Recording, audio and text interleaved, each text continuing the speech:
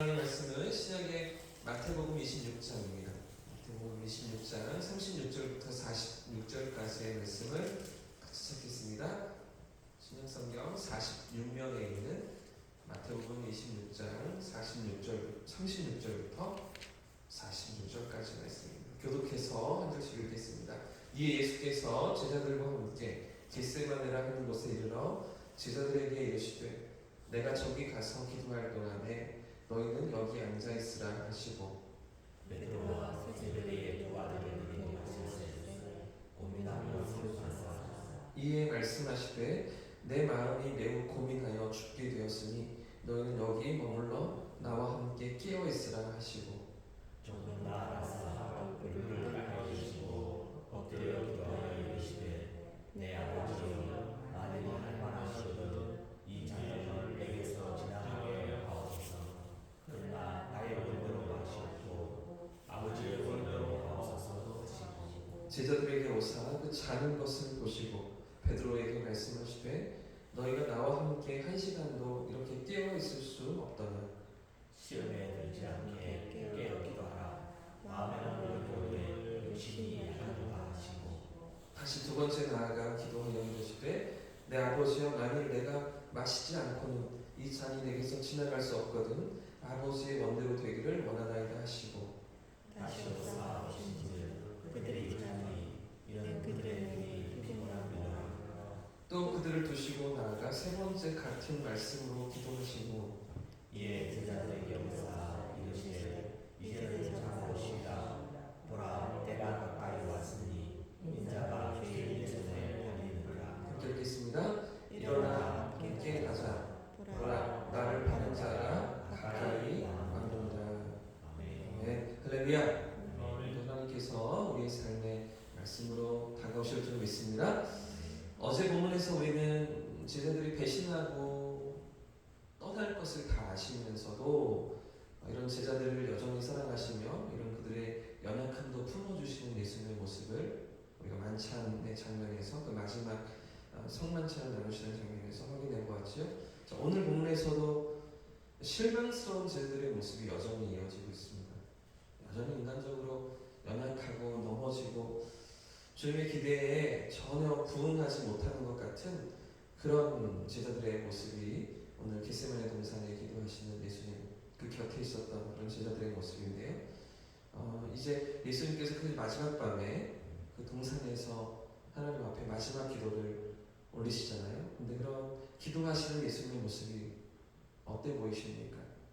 예수님의 심정이 어떤 것 같으십니까? 오늘 37절과 38절 말씀 두 절 말씀 먼저 같이 한번 읽어보겠습니다. 시작. 베드로와 세베대의 두 아들을 데리고 가실새 고민하고 슬퍼하사 이에 말씀하시되 내 마음이 매우 고민하여 죽게 되었으니 너는 여기 머물러 나와 함께 깨어 있으라 하시고 예수님의 인성이 이토록 절절하게 이토록 생생하게 드러났던 장면이 복음서에 있습니까?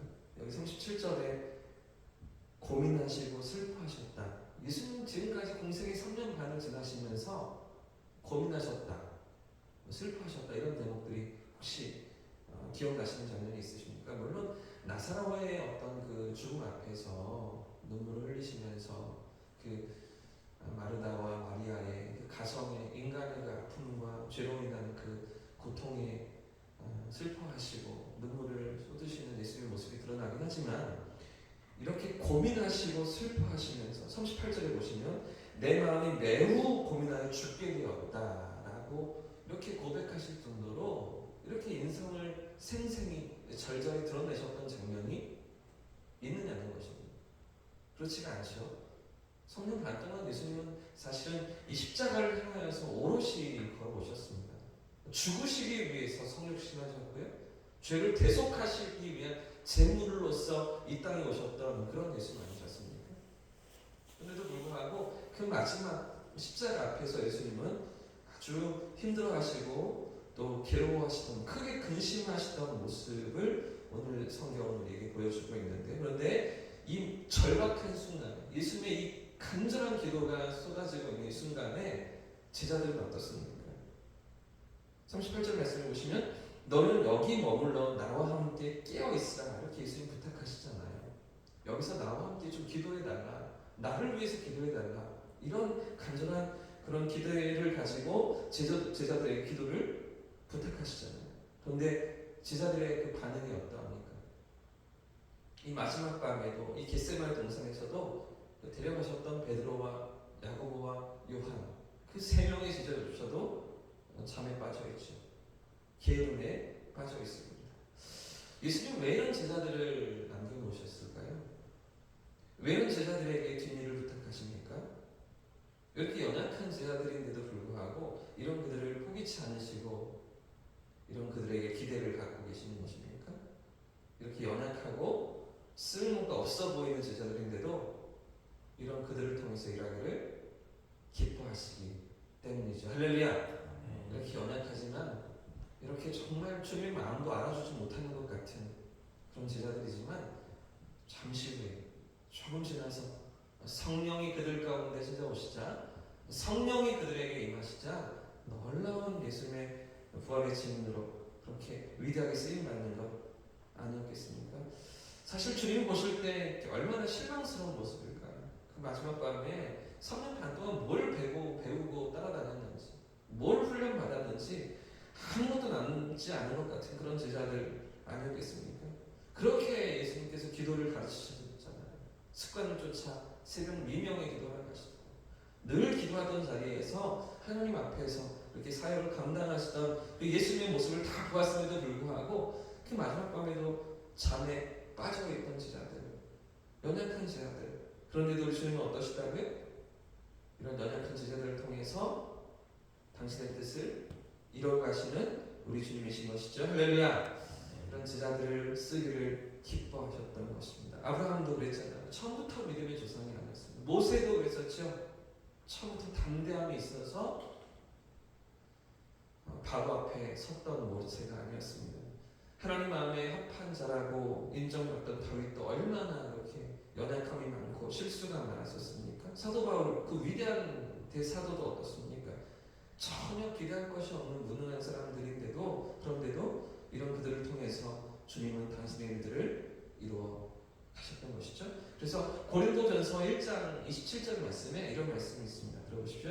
그러나 하나님께서 세상에 미련한 것들을 택하사 지혜 있는 자들을 부끄럽게 하려 하시고 세상에 약한 것들을 택하사 강한 것들을 부끄럽게 하려 하시며 하나님께서 세상에 천한 것들과 멸시받는 것들과 없는 것들을 택하사 있는 것들을 폐하려 하시나니. 할렐루야. 오늘도 연약한 우리를 통해서 주님 일하시는 줄 믿습니다.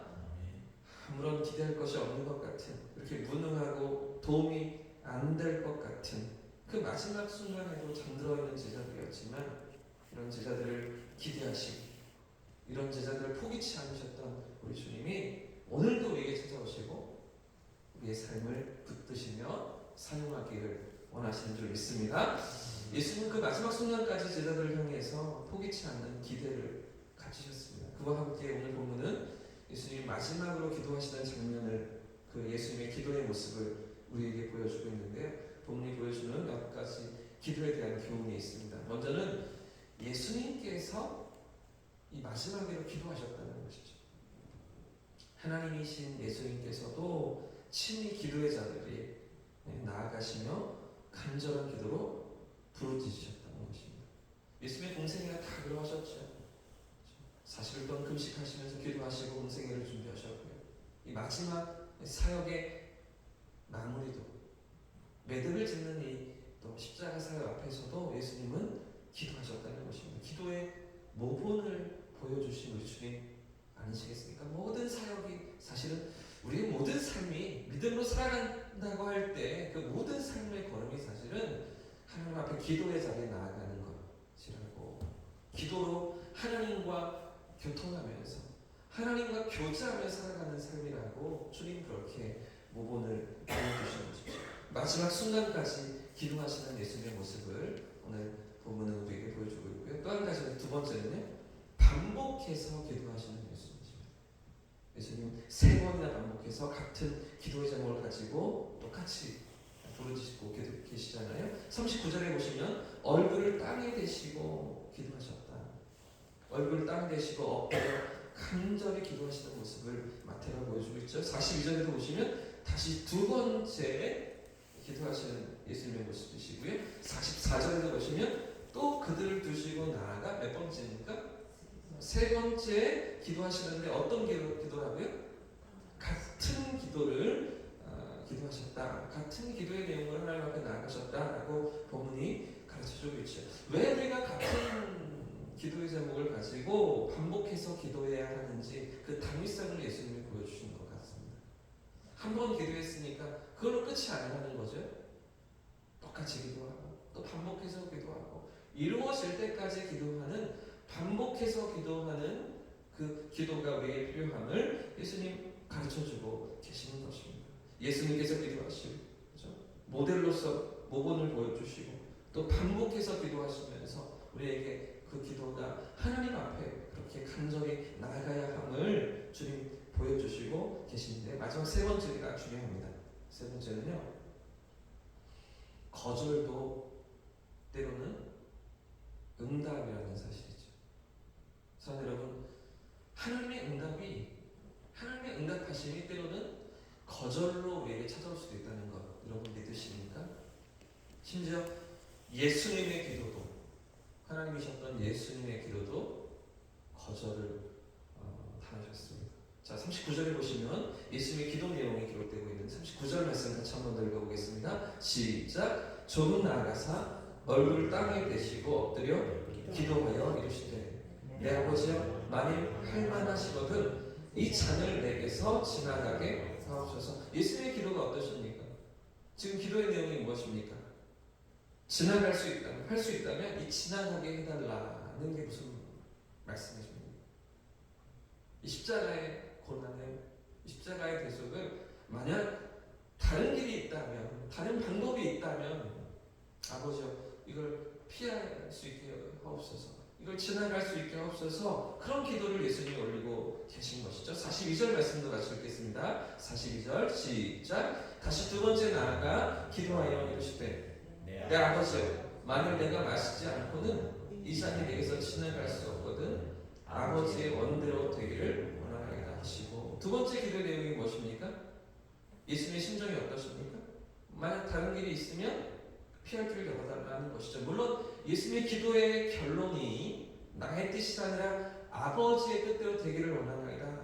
이런 하나님의 뜻에 순종하시는 것이 예수님의 기도의 결론이었습니다. 그러나 예수님의 솔직한 심정, 인성을 가지신 예수님의 진짜 그 마음은 무엇이었습니까? 이 잔을 옮길 수 있다면 옮겨달라는, 피할 수 있다면 피할 수 있게 해달라는 그런 예수님의 기도 아니었겠습니까? 그런데도 이런 예수님의 기도에 대한 세 번이나 반복하시는 간절한 예수님의 기도에 대한 하나님의 응답이 무엇입니까? 하나님의 응답하심이 무엇입니까? 자, 히브리서 5장 7절에 이 예수님의 기도를 이렇게 다른 각도에서 해석해 놓은 장면이 있는데 나중에 살펴보십시오. 히브리서 5장 7절 말씀에 이런 말씀이 있습니다. 그는 육체에 계실 때 자기를 죽음에서 능히 구원하실 이에게 하나님께 심한 통곡과 눈물로 간구와 소원을 올렸고 그의 경건하심으로 말미암아 들으심을 얻었느니라. 이렇게 히브리서 기자가 이 장면을 해석하고 있습니다. 그의 경건하심으로 말미암아 들으심을 얻었느니라. 들으심을 얻었다. 응답하심을 받았다. 예수님의 기도가 응답하심을 받았다. 어떤 응답을 받은 것입니까? 거절로서 응답을 받았다. 노라고 거절로서 하나님이 응답하셨다는 것입니다. 때로는 우리가 간절히 하나님 앞에 구하며 우리 소원이 이루어지기를 간구하지만 그러나 그 하나님의 응답이 모두 다 예스가 아니라 때때로 노, 아니야 라고도 하나님 응답하실 수 있다는 걸 여러분 믿으십니까? 우리가 정말 원하고 소원하는 것이지만 때로는 그것이 하나님의 뜻 가운데, 하나님의 섭리 가운데 우리보다 크시고 우리보다 우리를 더 잘 아시는, 우리의 걸음을 가장 선한 길로 인도하시는 하나님의 계획 가운데 우리의 소원이 그거 아니야, 그거 잘못됐어 라고 하나님이 응답하실 수도 있다는 걸 여러분 믿으십니까? 모든 것이 다 이루어지는 게 그게 하나님의 선하심이 아니라는 것이죠. 때로는 우리의 뜻을 적으시고 우리의 뜻을 하나님 거절하시고 우리 뜻이 아니라고 그것이 아니라고 말씀하시는 것이 그것이 하나님의 응답일 수 있다는 것을 오늘 예수님께서 친히 당신의 기도로 나타내 보여주시는 것입니다. 우리보다 우리를 더 잘 아시기 때문이죠. 우리보다 우리에게 더 유익한 것이 무엇인지 하나님 더 잘 아시기 때문입니다. 여러분 그렇지 않습니까? 아이들이 자랄 때에도 어렸을 때에는 젖먹이일 때에는 갓난쟁이일 때에는 다 들어주잖아요. 우는 대로 원하는 대로 다 해주려고 하잖아요. 그러나 조금씩 아이가 자라고 성장하고 철이 들기 시작하면 초등학생이 되고 중학생이 되면 아닌 것도 가르쳐야 하는 거죠. 좋지 않은 것도 분명히 그렇게 가르쳐주면서 그것들을 받아들일 수 있도록 그렇게 아이들을 키워가는 것 아니겠습니까? 하나님 앞에서 우리의 믿음도 성장해 나갈 때 하나님 앞에서 우리의 신앙이 성장해 나갈 때 모든 것이 다 예스라 그래 맞아 다 이루어줄게만 아니라 때로는 하나님의 응답은 더 크고 놀라운 것으로 우리의 생각과 다른 것으로 우리가 뜻한 것이 아니지만 하나님이 이끌어 가시는 다른 길로 더 선하게 이루어질 수 있다는 것을 우리가 믿고 받아들이며 경험할 수 있기를 우리 주님 원하시는 것이죠. 이런 믿음의 눈을 가지고 이 하루를 살아가시는 저와 우리 성도님들 되시기를 예수님 이름으로 축복합니다. 예수님께서도 기도하셨습니다. 우리도 기도해야 되는 거죠. 반복해서 기도하셨습니다. 간절함으로 하나님 앞에 우리의 소원이 이루어질 때까지 기도하는 것이죠. 그러나 때로는 그 기도가 거절받을 수도 있다는 거예요. 하나님의 섭리와 계획 가운데 더 아름다운 선한 다른 길로 우리의 삶을 이끌어 가실 수도 있다는 것, 이 사실을 인정하면서 더 믿음으로 살아내는 저와 우리 성도님들 되시기를 예수님의 이름으로 축복합니다. 함께 찬양하고 기도하겠습니다. 찬송